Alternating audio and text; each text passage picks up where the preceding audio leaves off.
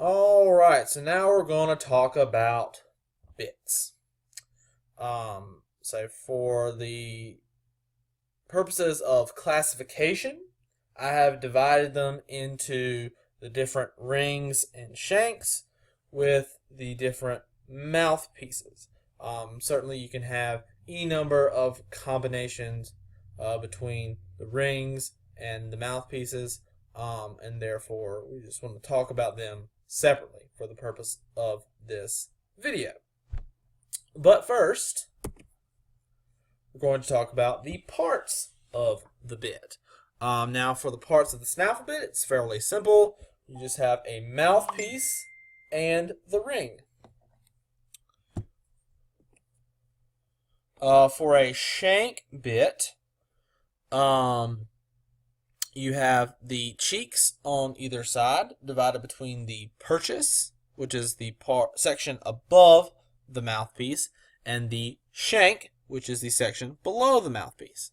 It's important to note that the severity or the amount of leverage generated by a shank bit is determined by the length of the shank.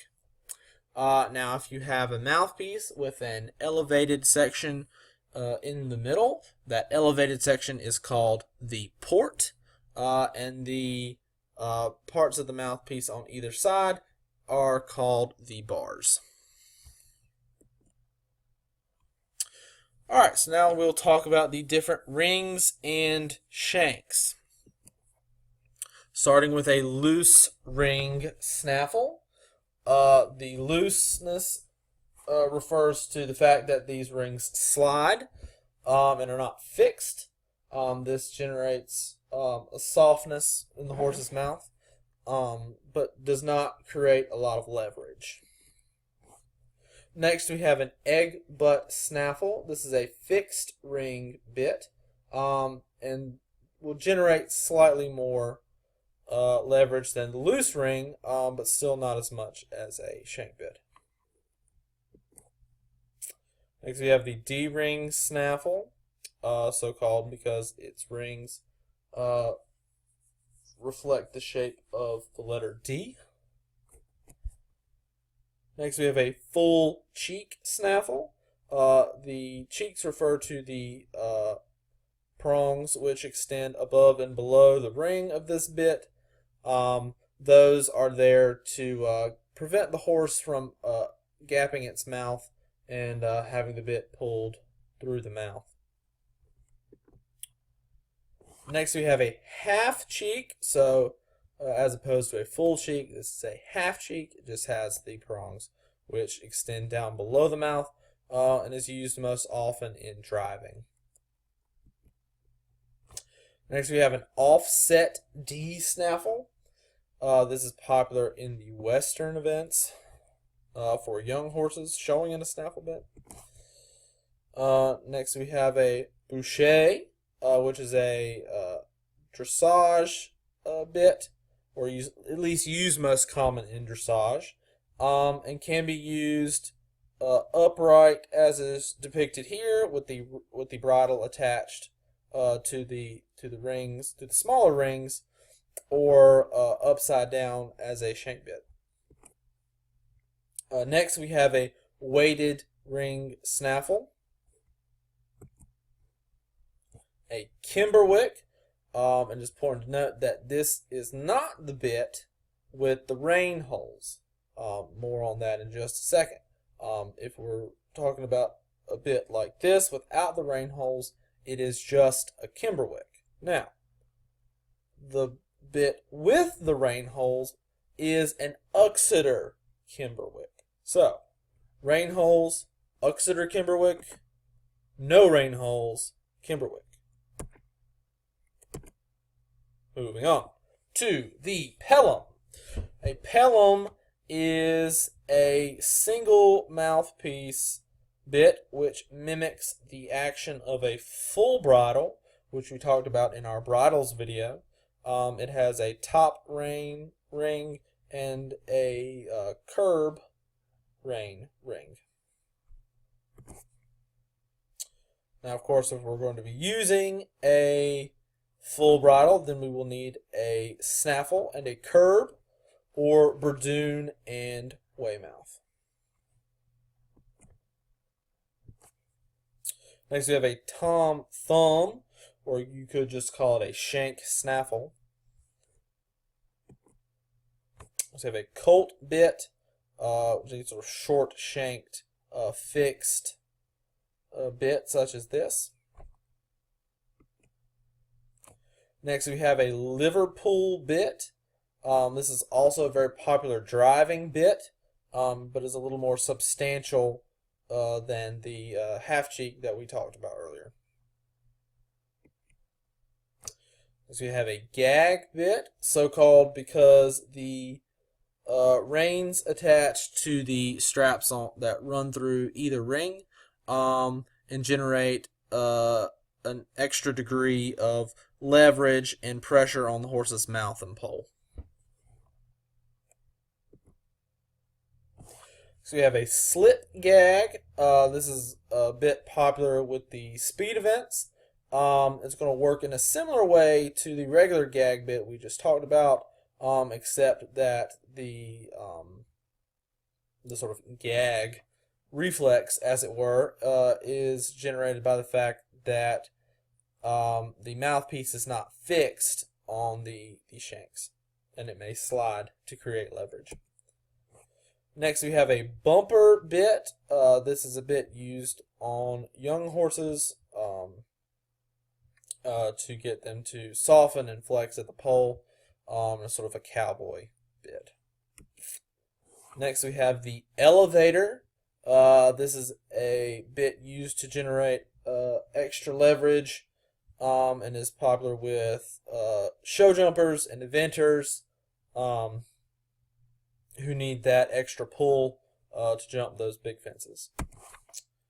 Finally, we have a chiffney, which is used on racehorses and stallions. This is not necessarily a bit for riding as it is for leading. The two rings on the side allow it to be fastened to a halter, and then the bottom ring is used to be led from. And obviously the depressed part at the top will go in the horse's mouth. Now, mouthpieces. We'll begin with a twisted wire. We have a slow twist,